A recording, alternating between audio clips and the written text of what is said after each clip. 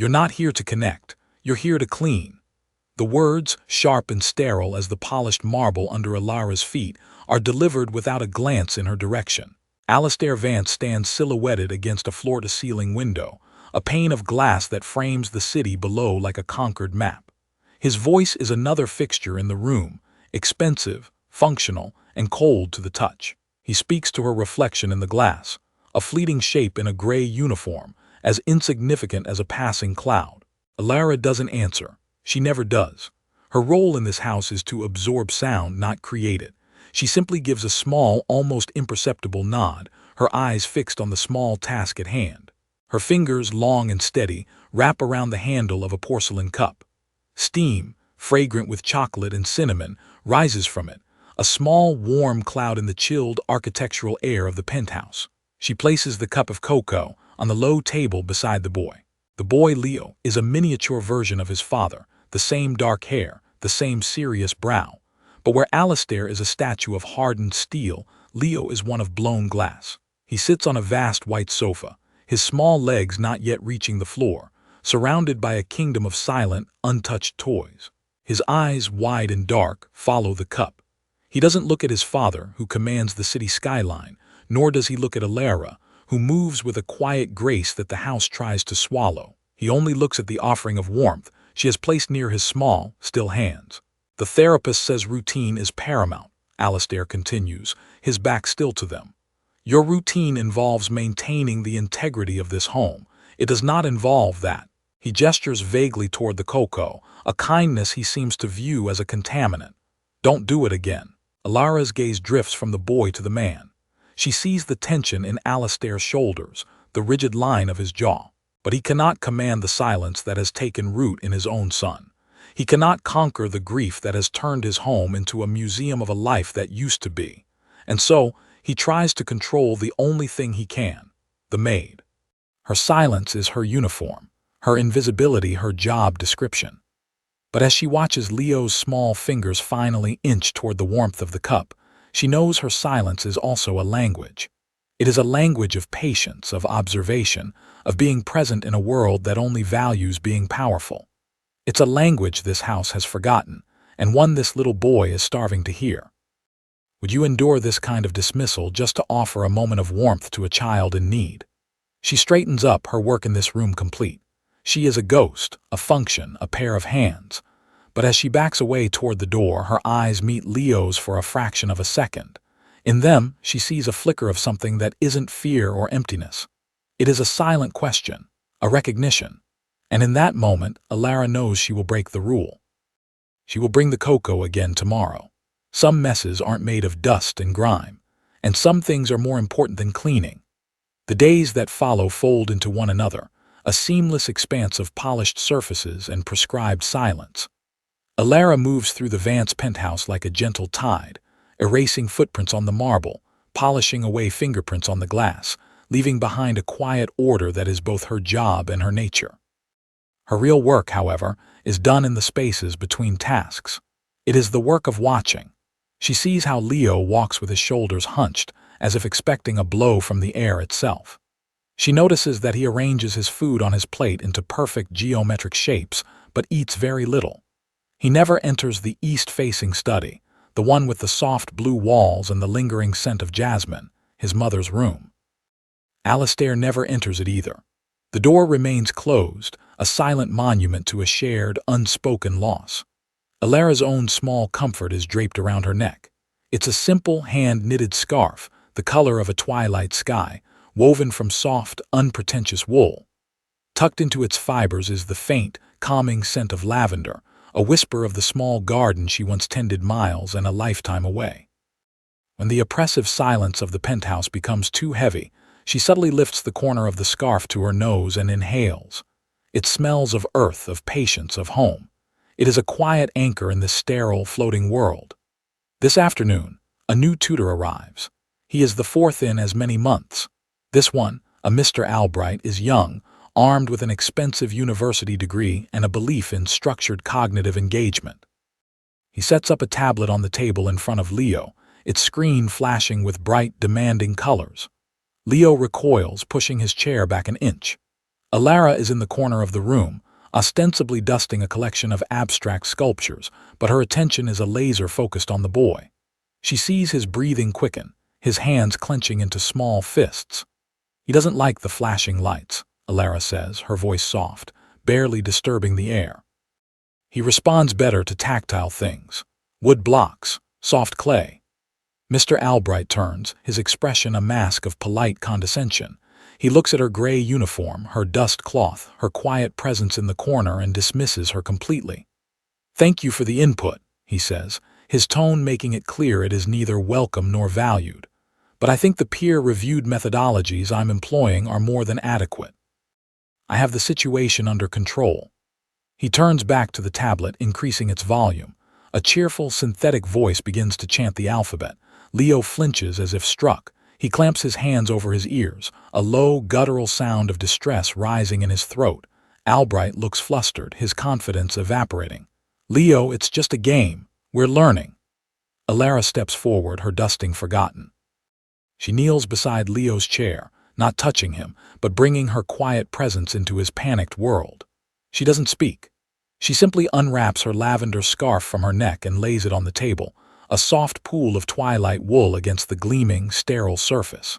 The faint, clean scent of lavender gently perfumes the air. Leo's eyes dart from the screaming tablet to the silent offering. His hands slowly, tentatively, lower from his ears. His gaze fixes on the scarf. His breathing begins to slow.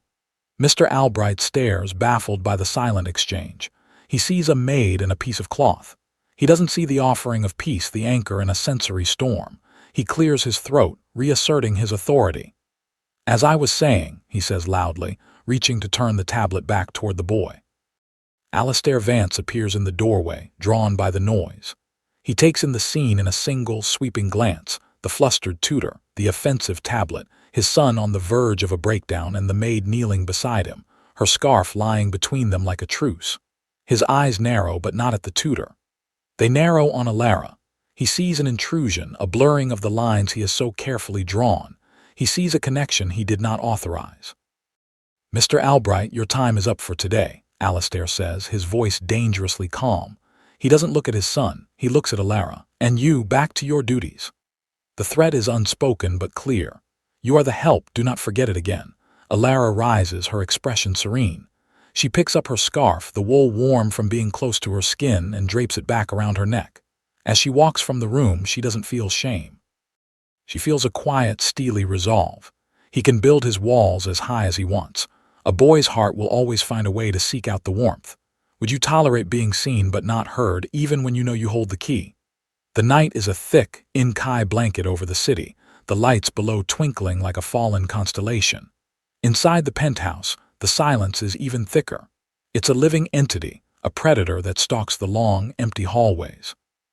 Lara moves through it on silent feet, completing her nightly rounds. She collects discarded glasses, straightens cushions that no one has sat on, and ensures every door is locked against the world outside. Alistair is working late in his office, a rectangle of harsh light at the far end of the hall. The glow from his computer screens is the only sign of life. Leo is in his room, presumably asleep. The house is holding its breath. Then a sound shatters the stillness. It is a scream, not a child's cry for a glass of water, but a raw, primal sound of pure terror. It rips through the penthouse, echoing off the marble and glass. Alara freezes, her heart seizing in her chest. Another scream follows, this one choked with panic. Alara is already moving, her training, her instincts, her very soul pulling her toward the sound. She arrives at Leo's doorway at the same moment as Alistair, who bursts from his office, his face a mask of alarm. Inside, Leo's room is a vortex of chaos. The boy is standing on his bed, his small body rigid, his eyes wide with a horror that isn't in the room. He is pointing at the window, at the cityscape beyond, his breath coming in ragged, terrified sobs. A lamp is overturned. His blankets are thrown to the floor. "The glass," he shrieks, though the window is perfectly intact. "It's falling, it's all falling down." "Leo, stop it, it's a dream." Alistair's voice is sharp with a fear he can't conceal. He takes a step toward the bed, his hands outstretched. "Son, look at me, nothing is falling." His approach is like throwing gasoline on a fire. Leo scrambles backward, pressing himself against the headboard, his screams intensifying. No. Don't touch me, it's breaking. Alistair stops, helpless. His authority, the force of will that bends boardrooms to his command, is utterly useless here. He is a giant facing a locked door for which he has no key. He looks frantic, lost. What would you do next if your own child looked at you with such terror? This is a memory, a trauma replaying itself. Alara knows it instantly. This isn't a tantrum to be managed, it's a wound to be soothed. She steps past Alistair into the storm. She doesn't speak. She doesn't move toward Leo. Instead, she sits on the floor, a few feet from the bed, making herself small, unthreatening. She closes her eyes and begins to hum. It's an old lullaby, a simple, circular melody from her grandmother's village. It's a song about a river that always finds its way to the sea, a song about the steadfastness of the moon. Her voice is not perfect, but it is steady. It is a soft, warm thread in the chaotic, screaming air. Leo's screams begin to falter. His ragged sobs catch in his throat. He lowers his arm, his gaze shifting from the terrifying window to the small, calm woman on his floor. The humming continues, a constant, gentle wave. It doesn't demand anything. It doesn't try to fix him. It simply is. He slowly, shakily slides off the bed. He crawls across the floor, not to his powerful father who stands frozen in the doorway, but to the source of the sound. He collapses into Alara's lap, burying his face in her uniform, his small body trembling with the aftershocks of his terror. Alara stops humming and wraps her arms around him. She holds him, rocking gently, her hands stroking his hair. She can feel Alistair's eyes on her, a heavy, burning gaze. She risks a glance up at him. She expects to see anger. What she sees is far more complex. It is a raw mix of shock, helplessness, and a deep, unnerving suspicion. He is staring at the scene, at his son clinging to the maid, as if he is seeing a language he cannot comprehend, one that has rendered him a foreigner in his own home, in his own son's life. The unspoken boundary hasn't just been breached. It has been obliterated, and in the silent, charged space of his son's bedroom, Alistair Vance looks at Alara as if she is no longer just the help, but something far more powerful and therefore far more dangerous.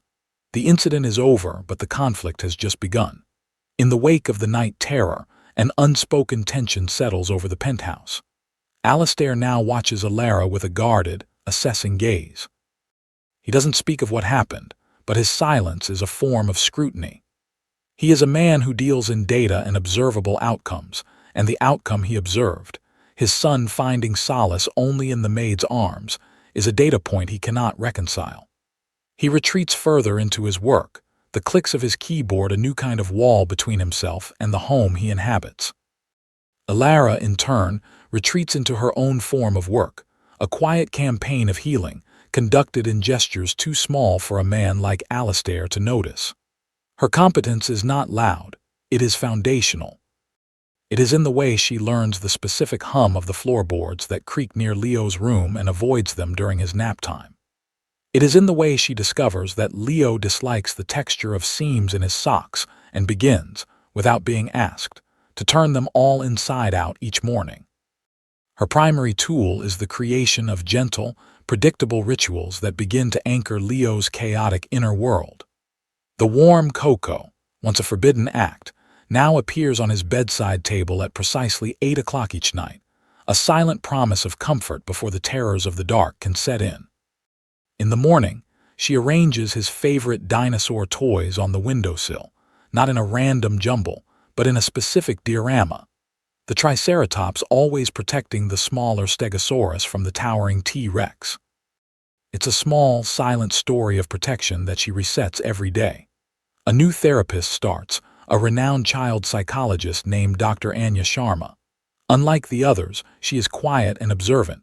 During her first session, she sits on the floor with Leo, not with a tablet but with a set of simple, unpainted wooden blocks. For 20 minutes, Leo ignores them. Dr. Sharma notices the inside-out socks. She notices the dinosaur diorama. Later, she is present when Alara brings in a small snack for Leo, apple slices and cheese, cut into the same triangular shapes as the dinosaur's back plates. That's a remarkable level of attention to detail. Dr. Sharma remarks to Alara, her voice a mix of professional curiosity and genuine appreciation. The thematic consistency in his environment, it creates a narrative of safety. Did Mr. Vance instruct you to do this? No, Alara replies softly. I just watched the boy. Dr. Sharma looks from Alara to the small, thoughtful snack plate. Her eyes, sharp and intelligent, see what Alistair does not. She sees a strategy. She sees a deep, intuitive competence that no university degree could teach. Did you catch what she just did? She didn't just bring food, she brought understanding. The small win, this moment of professional recognition, is immediately undermined. As Dr. Sharma is leaving, she shares her observation with Alistair. The maid, Alara, she has a wonderful, intuitive approach with him. The routines she's established are textbook therapeutic anchoring. She's creating a stable base for him. Alistair's jaw tightens. He doesn't hear praise for Alara's skill. He hears a confirmation of his own failure, a testament to the influence of an employee he hired to clean his floors. The idea that his son's stability is being built by the help is a quiet but persistent thorn in his pride. Her job is to maintain this household, he says, his voice clipped. I expect everyone to perform their duties with competence. He walks away, leaving Dr. Sharma standing in the foyer. The message is clear. Competence in a maid is an expectation to be met, not a skill to be praised. Alara's quiet power, even when validated by an expert, is to remain invisible, unacknowledged, and firmly within the box he has built for her. The world Alara and Leo share is built in the quiet margins of the day. It is a kingdom of whispered secrets and shared glances, existing just beyond the periphery of Alistair's cold, orderly universe. Her presence is a low, steady hum beneath the house's loud silence, and Leo begins to tune his own frequency to it. He starts to follow her as she works, a small, silent shadow trailing her from room to room. While she polishes the long mahogany dining table, he sits underneath it, running his small hands over the cool, smooth wood. While she waters the towering plants in the solarium, he traces the patterns of the water drops on the leaves. He doesn't speak, but his proximity is a language all its own. One afternoon, as she is folding laundry in the utility room, a warm, clean-scented space away from the rest of the house, Leo sits on a small stool watching her. Her movements are a soothing rhythm, the smooth pull of a sheet, the crisp fold, the gentle pat to smooth out a wrinkle. He is holding her lavender scarf, which she had left on a chair.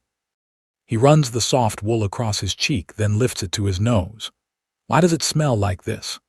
The words are so soft, so hesitant, they are almost absorbed by the hum of the dryer. It is the first direct question he has asked anyone in months. Alara's hand still. She turns to him, her heart aching with a tender, fierce joy. It smells like lavender, she says, her voice equally soft, as if they are sharing a precious secret. Where I grew up, there were fields of it. When the wind blew, it made the whole world smell purple. Leo's eyes are wide. Purple, that's what it felt like, she smiles. A big, soft, purple smell that made you feel sleepy and safe. This becomes their ritual. In the sanctuary of the laundry room, away from the eyes and ears of the main house, he begins to talk. He asks her questions about the lavender, about the birds she points out to him from the window, about the stories behind the small, faded scars on her hands. Each question is a trembling bridge he builds across his silence, and she meets him in the middle every time. She tells him a story about a stubborn little goat she had as a child, and for the first time, a small, breathy laugh escapes his lips. The sound is like a tiny, brilliant bell in the quiet room. It is the most beautiful sound she has ever heard. The bond between them solidifies, no longer just about comfort in a crisis, but about shared joy in the quiet moments. The next day, Dr. Sharma is working with Leo in the main living area. Alistair is present, observing from his usual distance. Dr. Sharma is trying to get Leo to identify family members in a photo album. And who is this Leo? She asks, pointing to a picture of Alistair. Leo is silent. He stares at the picture, his face a blank slate. Leo, Alistair prompts, a sharp edge of impatience in his voice. Leo turns his head away from the album and looks toward the hallway where Alara is quietly polishing a silver tray. Alara, he says, his voice clear and certain. It is the first time he has said her name in front of his father. The room falls silent. Dr. Sharma looks up, surprised and pleased. Alistair, however, freezes. His son, who will not name him, has just named the maid. It is not a triumph of therapy in his eyes, it is a declaration of allegiance. It is a choice. If you were there, would you step closer to celebrate the breakthrough, or would you stay silent, feeling the chill emanating from the father? The moment hangs in the air, thick with unspoken meaning. Alara lowers her head, focusing on the intricate patterns of the silver, her heart pounding. She can feel Alistair's gaze on her, heavy and cold. The bridge Leo has built with his words has led him directly to her, and in doing so has placed her squarely in the path of the man who owns the world, but is slowly, terrifyingly, losing his son. The boy's first word has not healed the room. It has created a moral obligation, a new and dangerous front line in the quiet war for his heart. The sound of Alara's name on his son's lips acts as a catalyst for Alistair. It is a public confirmation of a private fear. He is losing control. The carefully constructed system of his household, where every person has a designated role and an understood value, is being upended. The healing of his son, which should be a victory, feels like a subversion, a quiet coup orchestrated by the one person he deemed insignificant. He begins to see Alara's quiet acts of care not as kindness, but as strategy. The cocoa is a tool of manipulation. The stories are a method of indoctrination. The lavender scarf is a symbol of an influence he cannot command and does not understand. The trap, he decides, is not his son's trauma, but Alara's emotional encroachment. He summons her to his office. The room is like the man, vast, intimidating, and impeccably organized. He is not sitting behind his large desk, a position of overt power. Instead, he stands by the window, forcing her to stand in the middle of the room, exposed and small. "We need to discuss Leo," he begins, his voice devoid of warmth. Dr. Sharma is pleased with his progress. He's beginning to re-engage. "That is good." Alara waits, knowing this is merely a preamble. "However," he continues, turning to face her, his eyes like chips of ice, "I am concerned that your relationship with him is creating a dependency that is counterproductive to his long-term recovery. He needs to bond with his family. He needs to trust his therapists. He is beginning to see you as a replacement for those things." The accusation hangs in the air, as cruel as it is unjust. He is twisting her compassion into a crime. "His recovery cannot be reliant on a staff member," Alistair states, the word staff member delivered with deliberate weight. "It is unprofessional. You have overstepped your role. It is my responsibility as his father to correct this." This is the trap laid bare. It's a classic corporate maneuver, reframing a problem to assign blame to the most disposable party. The unspoken policy of the house, that everyone remains in their designated hierarchical box, is now being used as a weapon against her. If Leo's healing depends on her, then her presence is a threat to the family's structural integrity. The cost of ignoring this directive is clear: her job, her ability to see the boy she has grown to love. "From now on," Alistair commands, "your interactions with Leo will be limited to what is strictly necessary for your duties. No more stories. No more private conversations. You will perform your job, and that is all. You are to be a cleaner, not a confidante. Is that understood?" The choice is brutal. She can comply and lose the trust of the little boy who has just begun to find his voice, effectively abandoning him emotionally to protect her livelihood. Or she can resist, continue her quiet care, and risk being cast out completely, losing him forever. Have you ever seen a rule used like a weapon, turning your greatest strength into your biggest liability? Alara looks at the man who holds all the power, a man so lost in his own grief and pride that he is willing to sacrifice his son's fragile peace to maintain a sense of order. She sees the trap for what it is, a cage built of fear. She gives a slow, deliberate nod. "I understand," she says, her voice steady, but in her heart a quiet vow is made. She will not abandon this child. She will simply have to find a new way to speak their silent language, a way that even a man like Alistair Vance cannot see. Her compliance is a mask. Her resistance will now go deeper underground. The days that follow Alistair's decree are suffocating. A new, rigid silence descends upon the penthouse, colder and more deliberate than before. Alara feels the invisible walls press in on her. She performs her duties with the same quiet efficiency, but now she is a planet forced into a new, distant orbit, prevented from getting too close to the small sun that is Leo. Alastair ensures the new rules are enforced. He hires a formal nanny, a stern woman named Miss Gable, whose sole purpose seems to be to act as a buffer between Alara and the boy. When Alara enters a room where Leo is, Miss Gable immediately engages him in a loud, structured activity, physically repositioning him to face away from the maid. When Alara serves his meals, Miss Gable takes the plate from her at the kitchen door, preventing even that small moment of connection. Alara is being systematically erased from Leo's life. The effect on Leo is immediate and devastating. The tentative light in his eyes begins to dim. He retreats into his shell, the silence returning, thicker than before. He stops asking questions. He stops laughing. He pushes away the wooden blocks and the soft clay. His world, which had just begun to open up, is snapping shut. Dr. Sharma notices the regression. His progress has stalled, Alastair, she says during a private consultation. In fact, he's sliding backward. The removal of his primary source of consistent comfort, Alara, is having a significant negative impact. Consistency is key, and you've broken the most important consistency he had. Alastair's rationale, when he explains it to the therapist, is almost human. It's not the logic of a cartoon villain. I am his father, he says, his voice tight with a pain he cannot show. He needs to rely on me, on his family. What kind of man am I if my own son can only connect with a stranger? I am trying to reclaim my place in his life, not push him away. He believes he is doing what is right, what is necessary to rebuild his family's broken foundation, even if the methods are brutal.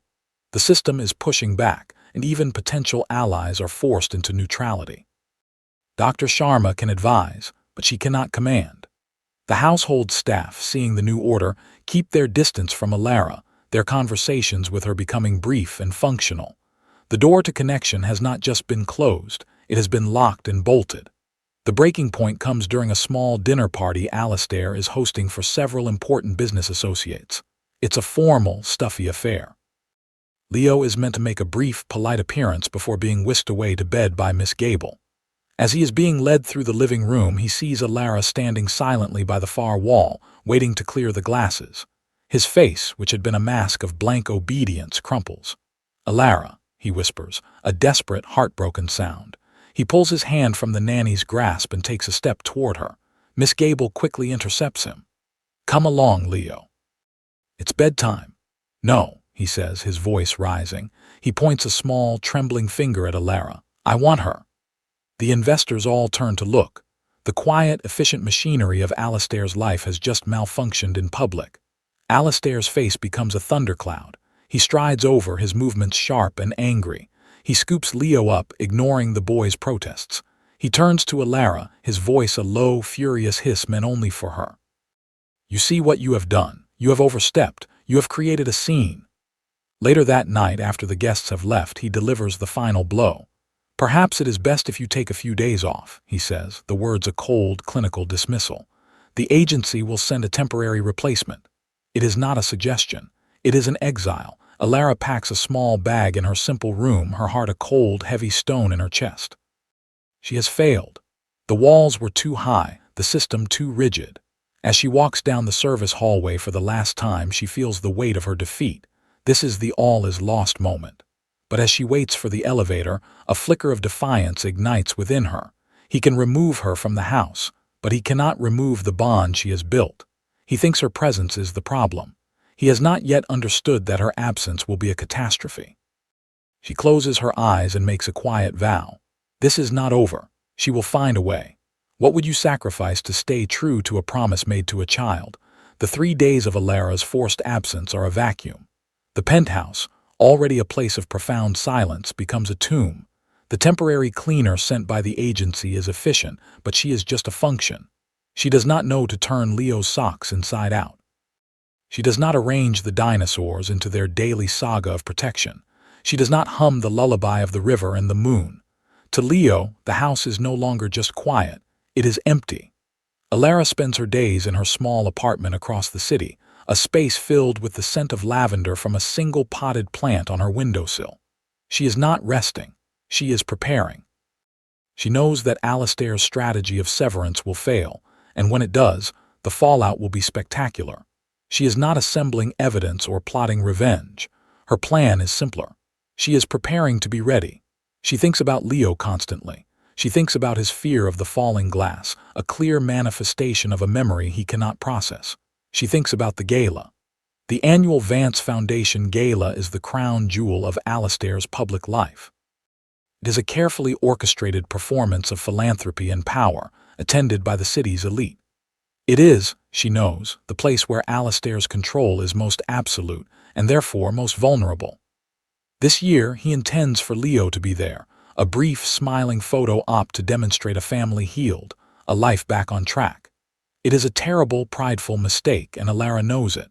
Her plan solidifies, born of empathy, not anger. She cannot stop Alastair from putting his son on that stage, but she can give Leo a shield. On the third day, her phone rings. It is Alastair's personal assistant. Her voice is strained. "Mr. Vance requires you to return to work, effective immediately." There is no apology, no explanation, just a summons. When Alara arrives, the atmosphere in the penthouse is dire. The nanny, Miss Gable, looks exhausted and defeated. Leo has refused to eat.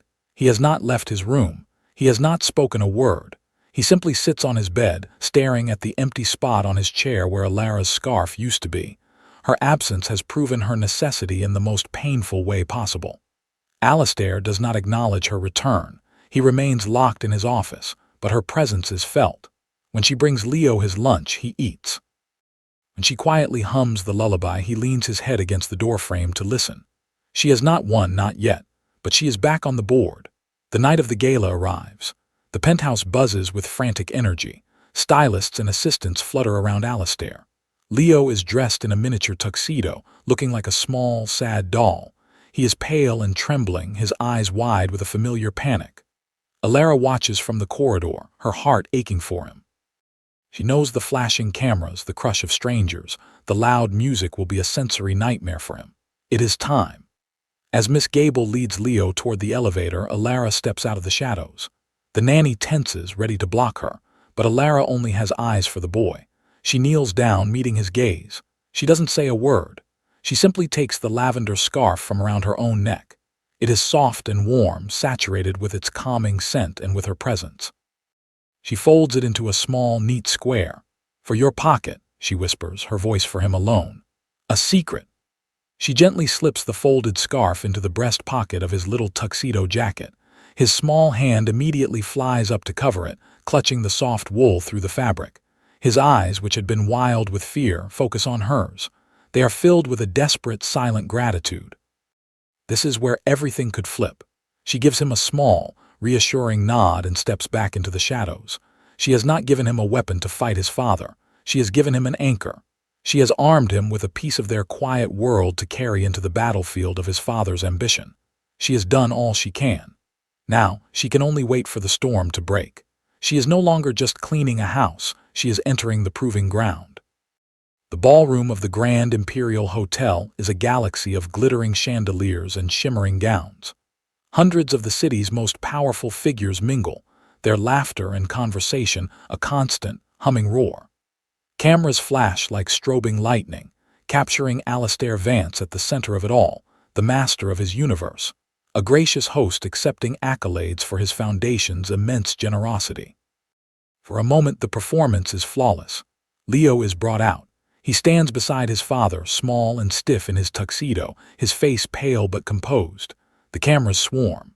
Alastair places a proprietary hand on his son's shoulder, smiling for the cameras. He is showing the world not just a philanthropist, but a father, a man in control. It is a lie. Alara watches from the back, near the service entrance, her simple black dress making her invisible against the shadows. She sees Leo's hand clutching his pocket. She sees the subtle tremor in his small body. She sees his eyes, wide and darting, taking in the overwhelming sea of faces, the cacophony of noise, the blinding flashes of light. He is not composed. He is dissociating. The breaking point comes when a well-meaning but clueless journalist leans down, shoving a microphone into Leo's face. "What an exciting night. Are you proud of your father, little man?" The intrusion is too much. The fragile dam of Leo's composure shatters. His face crumples. A switch flips behind his eyes. He is no longer in the ballroom. He is back in the memory, the one with the falling glass and the breaking world. He lets out a single, piercing cry of terror and bolts. He ducks under the journalist's arm and disappears into the crowd. Panic ripples outward from the stage. "Leo!" Alistair's voice is sharp, losing its polished edge. The performance is over. Chaos has taken the stage. Security guards begin to move through the crowd, their voices murmuring into their wrists. Guests whisper, their eyes wide with morbid curiosity. The flawless facade of Alistair Vance's life is cracking in front of a live audience.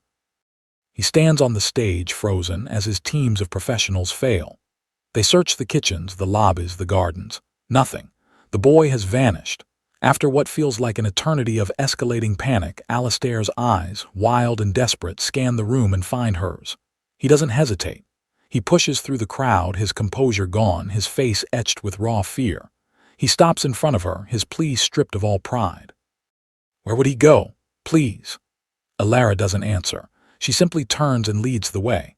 She doesn't lead him to a playroom or a hiding spot a normal child might choose. She walks past the kitchens, down a long, sterile service corridor, and stops in front of a heavy, unmarked door. It leads to the hotel's main laundry facility. Inside, the room is hot and smells of industrial bleach. Giant, stainless steel machines hum and rumble. It is a place of noise and work, a place no guest would ever see. And there, in the far corner, huddled between a row of humming dryers and a mountain of folded white tablecloths, is Leo. He has pulled the lavender scarf from his pocket. He is holding it to his face with both hands, his small body curled into a tight ball. He is inhaling its scent as if it is the only clean air in the world. He is whispering to himself, a frantic, broken mantra. "Smells like purple, safe, smells purple." Alistair stops dead in the doorway. His security chief and 2 guards are right behind him. They all freeze, witnessing the scene. The boy they couldn't find, the heir to the Vance empire, is hiding in the laundry room, clinging to a maid's old scarf. Did you feel that shift? The moment when $1 billion in resources became worthless and a simple piece of wool became the most valuable object in the world. Alara walks slowly toward the boy. She kneels down, her movements calm and gentle. "Leo," she says softly, "I'm here." He looks up, his eyes red-rimmed and terrified. He sees her and a wave of relief washes over his face. He doesn't speak. He just pushes the scarf toward her. Alistair takes a hesitant step forward. "Leo, son." Leo flinches, turning away from his father's voice and pressing closer to Alara. In that one simple movement, the truth is laid bare for everyone to see. The power dynamic in the room, in their lives, has been completely and irrevocably inverted. Alistair Vance, the titan of industry, is an outsider. Alara, the invisible maid, is the sole guardian of the gate to his son's heart. He stands stunned, the consequences of his blindness finally, publicly, landing upon him. The gala is ruined. The story that will dominate the city's news cycle is not about philanthropy, but about the bizarre, public disappearance and recovery of Alistair Vance's troubled son. The retreat from the hotel is a blur of flashing cameras and shouted questions, a walk of shame for a man accustomed only to victory marches. Alistair shields Leo, who is now wrapped in a blanket, his face hidden, still clutching the lavender scarf. Alara follows a few paces behind, once again a shadow in the background, but everyone who was in that laundry room knows the truth. She is the center of this story. Back in the suffocating silence of the penthouse, Alistair puts a sleeping Leo to bed. He stands over his son for a long time, watching the boy's small chest rise and fall. The scarf is still clutched in his hand, a soft woolen accusation. When Alistair finally emerges from the bedroom, he finds Alara waiting in the living room. She is not cleaning. She is simply sitting, her hands folded in her lap, her presence calm and solid. He doesn't shout. He doesn't accuse. All the anger and pride have been sandblasted out of him by the raw terror of the evening. He sinks into an armchair opposite her, looking not like a billionaire but like a defeated man. "They all left," he says, his voice raspy. He is not talking about the party guests. His mother, she left. The nannies, the tutors, the therapists, they take the paycheck, and when it gets too hard, they leave. He looks at her, his eyes filled with a weary, dawning understanding. "You're the only one who stayed." It is the first true thing he has said to her. It is an admission of her value, an acknowledgement of her unwavering presence. He leans forward, the picture of a man ready to negotiate to solve a problem the only way he knows how. What do you want? Name it. A raise, a different position, a severance package that will set you up for life. Whatever it is, it's yours. This is the moment she could choose vengeance. She could demand an exorbitant sum, an apology printed in the newspaper, the firing of the nanny. She could make him pay for the humiliation, for the dismissals, for his willful blindness. But Alara's brand of justice is not about retribution. It is about restoration. What does real justice look like here? Not a payout, but a change. I don't want your money, Mr. Vance, she says, her voice quiet but firm. And I don't want a new title. I want you to stop leaving too. Alistair looks confused. I'm not leaving, I'm right here. Your body is here, she corrects gently. But your heart is in your office, your mind is on the stock market, your son feels the draft. He doesn't need a perfect father or a richer father, he needs a present father, he needs you to learn how to stay, the way I did. Her request is so simple, so profound, it leaves him speechless. She is not asking for a reward. She is asking him to do the hard, internal work of becoming the father his son needs. She is proposing a form of justice that doesn't punish him, but instead demands that he heal himself. Help me, he says, the words a raw, humbled whisper. I don't know how. I will, she says, but it is not a job I can do for you, it's a choice you have to make, every day, starting now. The stakeholders in this negotiation are not board members. They are the two of them and the sleeping boy in the other room. The proposal on the table is not about money or power, but about presence and healing. As Alistair Vance sits in the ruins of his perfect evening, he weighs the proposal that could cost him nothing and change everything. Alistair takes Alara's proposal not as an abstract concept, but as an actionable business plan. The object of the merger is his own family, and the currency is time and attention. He begins with small, concrete steps. He starts leaving his office at 6 o'clock, a change so radical that his personal assistant calls Alara to confirm there isn't an emergency. He has dinner with Leo at the table, not with a tablet or a stack of reports, but with a quiet resolve to simply be there. At first, it is awkward. The silence between father and son is vast and unfamiliar. This is where Alara's role shifts from caregiver to facilitator. She doesn't direct their conversations. She creates the conditions for them to happen. She brings a bowl of soft clay to the table one evening. She doesn't say a word, just places it between them. After a few minutes of silence, Leo pokes it. Then Alistair, hesitantly, does the same. Soon they are wordlessly molding shapes, their hands working side by side. They are building a new language, one made of touch and shared space. The real systemic change, however, happens outside the home. Alistair, a man who thinks in terms of systems and structures, realizes that his personal failure is a reflection of a wider societal one. The Vance Foundation, his billion-dollar philanthropic engine, has always focused on what he calls scalable impact, massive donations to universities, hospitals, and museums. It is philanthropy as branding, check writing as a substitute for connection. He convenes an emergency board meeting. He stands before them, not with the usual bravado, but with a stark, unsettling honesty. We have been funding buildings, he announces, when we should have been building bonds. We have been measuring success in dollars donated, not in lives healed. That ends today. He unveils a new core mission for the foundation, a complete restructuring. He calls it the Presence Initiative. The initiative's goal is to fund and develop programs focused on foundational care for children experiencing trauma. It's not about shiny new facilities.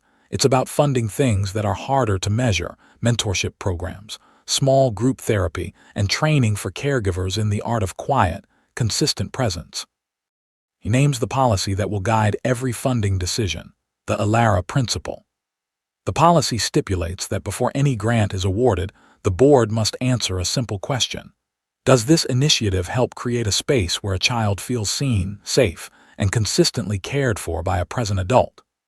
To ensure this principle is more than just words on a page, he creates a new role at the very top of the foundation's structure. He doesn't offer Alara a token board seat. He asks her to become the first ever director of foundational care. Her job will be to oversee the implementation of the Alara Principle, to visit the programs, and to be the ultimate arbiter of what constitutes authentic, present care. Would this change be enough in your workplace? A policy named after the person who was once invisible. The change begins immediately. Millions of dollars are rerouted from a new museum wing to a network of small, community-based safe houses for children. The resistance from some board members is palpable. They are businessmen who understand balance sheets, not emotional bonds. But Alastair's conviction is absolute. The path forward is clear. He is not just healing his son, he is rewriting the operating system of his own legacy. The penthouse begins to breathe again. The harsh, architectural lines seem to soften, the oppressive silence replaced by the small sounds of a life being lived, the soft snip of shears in the garden, the gentle murmur of conversation, the occasional, miraculous burst of Leo's laughter. The healing is not a grand event, but a series of quiet, accumulated moments. One Saturday morning, Alara finds Leo in the solarium, a vast glass room filled with tropical plants.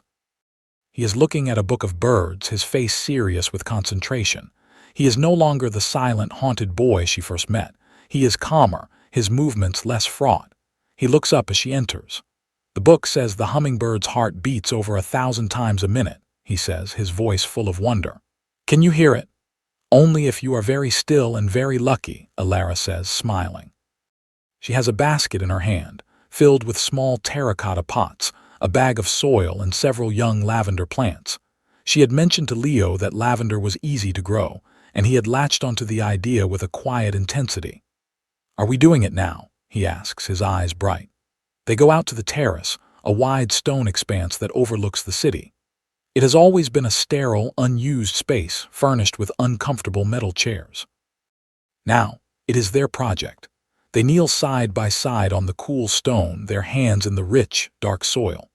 Alara shows him how to gently loosen the roots of the lavender plant, how to build a small mound for it in the pot, how to pat the earth down around it like tucking a child into bed. Their conversation is gentle and meandering. He tells her about a dream he had where he could fly with the hummingbirds.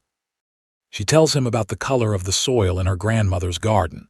It is a moment of pure, uncomplicated connection, the kind that has been absent from this home for so long. There are no cameras, no expectations, just two people, a shared task, and the warm morning sun.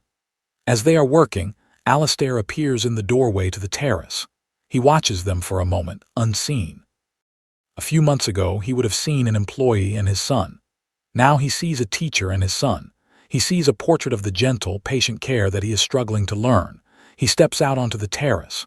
Leo doesn't flinch. Alara doesn't stop her work. The peaceful atmosphere is not broken by his presence. "What are you doing?" Alastair asks, his voice softer than usual. "We're making a purple smell," Leo says, not looking up from his pot. Alastair hesitates, then slowly, awkwardly, kneels down on the other side of Leo. He picks up a small trowel. "Show me how," he says. Leo, with the solemn importance of a true expert, takes a small lavender plant and hands it to his father. He then places his small, soil-dusted hand over Alastair's and guides him, showing him how to be gentle, how to care for this small, living thing. Alara sits back on her heels and watches them. This is it. This is the quiet closure, the moment of healing that no amount of money could ever buy. It is the restoration of a bond, molecule by molecule, in the shared dirt of a small lavender plant, whose voice helped you heal when no one was around to clap for your progress. For Alastair, it was the voice of the woman he once dismissed, and the son he almost lost. In this small, quiet act, Alara is not just a maid or a director. She is a healer who has reclaimed not just her own dignity, but the soul of a family. The official launch of the Vance Foundation's Presence Initiative is a deliberately understated affair. It is not held in a grand ballroom, but in the airy, light-filled lobby of the Foundation's headquarters. There are no flashing cameras, no red carpet.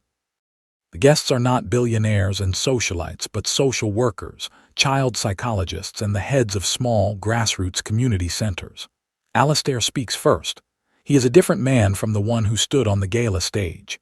His speech is short, humble, and devoid of corporate jargon. He talks about his own journey, his own blindness. "I thought that my job as a father was to provide," he says, his voice steady. "I was wrong. A father's first and most important job is to be present. I had to learn that lesson from someone who was present in my home when I was not." He turns to Alara, who is sitting in the front row. This entire initiative is built on a principle of quiet, consistent care, a principle I learned from Alara. She didn't do it for recognition or reward. She did it because it was the right thing to do. She is the architect of this new vision. He starts a round of applause. The entire room rises to their feet, their applause warm and genuine. It is a moment of public vindication, but Alara receives it with a quiet grace. Later, a young, earnest reporter from a local news outlet approaches her. "Miss Alara, it's an incredible story. You've gone from cleaner to the director of a major philanthropic initiative. What's the secret to your method? How can others replicate your success?" Alara smiles gently. She could claim the spotlight, build a personal brand, become a celebrated hero. But that has never been her way. "There is no secret," she says, her voice calm and clear. "And it is not my method, it is just listening. It is just seeing the child in front of you. Anyone can do it. The success is not mine, it belongs to every caregiver who chooses to stay when it would be easier to walk away." She then gestures to a group of community organizers standing nearby. "You should be talking to them," she tells the reporter.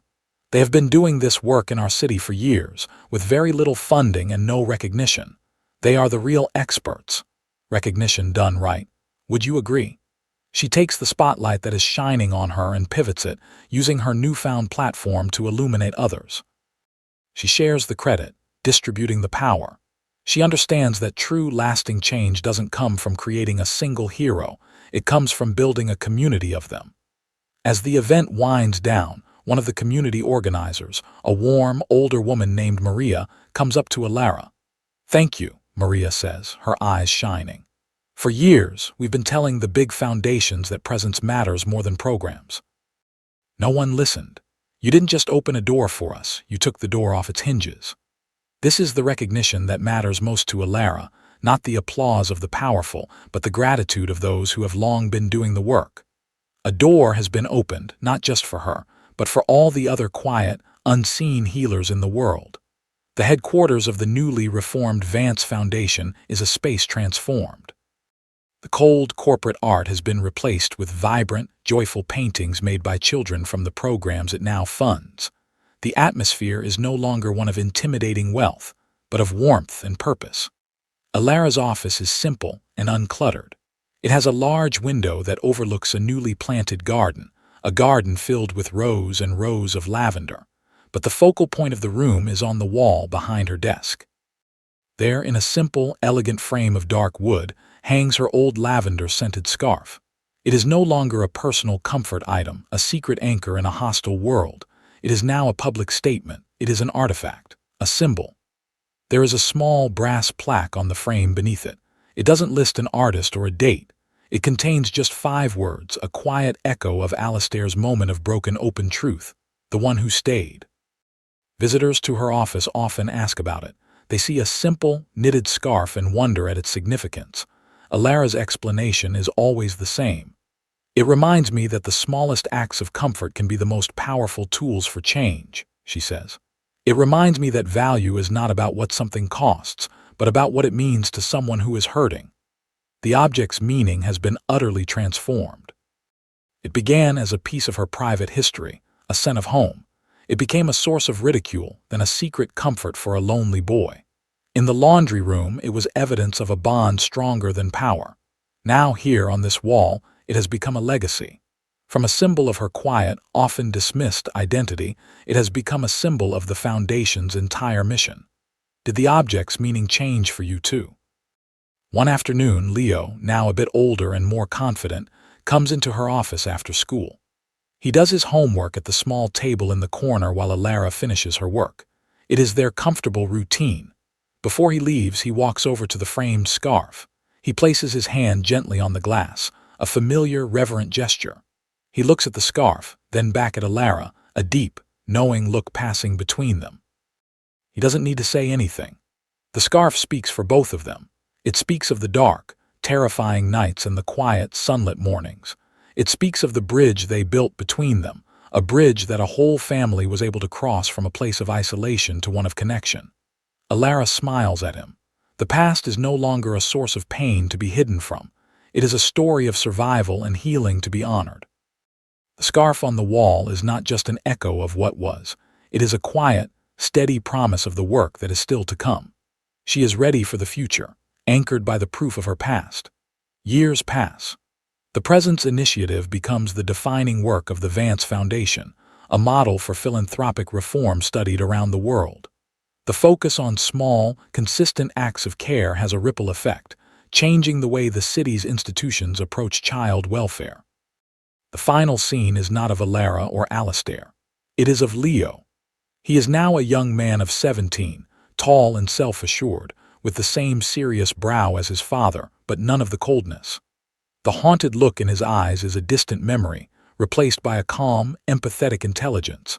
He is volunteering at one of the Foundation centers, a cheerful, sunlit place that helps families navigate trauma. He is leading a tour for a new family, a young mother and her small, silent son, a boy who reminds him so much of himself. Leo walks them through the center, his voice calm and reassuring. He shows them the art therapy room, the quiet garden, the library filled with books. Finally, he stops in the main lobby. On the central wall, there is not a portrait of Alastair Vance, the founder, but a large, beautifully lit photograph of the framed lavender scarf from Alara's office. It has become the institution's official emblem. The young mother looks at the picture, curious. "Why a scarf?" she asks. Leo pauses, a soft smile touching his lips. He looks at the photograph, but he is seeing something far away. "When I was little," he begins, his voice quiet, drawing the silent boy closer to him, "I got lost in a very loud, dark place, and no one could find me. The person who found me didn't have a map or a flashlight. She just had this scarf. She taught my dad and me that you don't need to have all the answers to help someone. You just have to be willing to sit with them in the dark until they're ready to find their own way out." He kneels down, so he is eye level with the small, silent boy. "She didn't do it for praise," he continues softly. "She did it because she knew that sometimes the quietest things are the most important. She didn't have to, but she stayed." The camera holds on Leo's face, on the gentle, earned wisdom in his eyes. The legacy of Alara's quiet care is not in a building that bears her name, or in a title, or in a bank account. It is here, in the confident, kind young man who is now passing on the lesson he learned. It is in the continuity of presence, the echo of a lullaby, the phantom scent of lavender. The final question lingers in the quiet air, a gentle reflection for us all whose quiet presence in your life became the legacy you chose to continue. The room is still. The boy is listening. The cycle of healing, begun with one small, brave act of comfort, continues. The room and the world it represents has been changed forever.